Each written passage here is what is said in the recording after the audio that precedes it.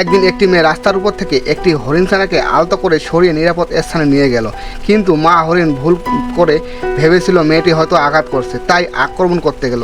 ভুল বুঝাবুঝি শেষ হলো তখনই, যখন হরিণছানাটি মেয়েটির সামনে হাঁটু গেড়ে বসলো।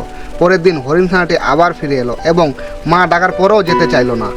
মেয়ে হরিণছানার সাথে ফল ভাগ করে খেলো, তার লোম আলতো করে ব্রাশ করলো। হরিণছানা মিষ্টিভাবে তার পাশে থাকতো এবং স্পর্শ উপভোগ করত।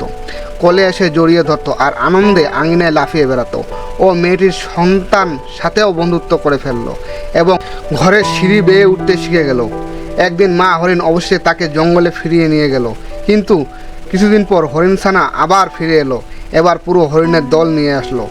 আসলে তারা শীতকালে খাবার পাচ্ছিল না। মেয়ে তাদের আশ্রয় দিল এবং বসন্ত আসা পর্যন্ত যত্ন করে রাখলো। সময়ের সাথে সাথে ছোট হরিণটি বড় হয়ে উঠল। সে প্রায় আঙিনায় লাফিয়ে বেড়াতো আর মেয়েটির বাড়িতে ফেরার অপেক্ষা করত।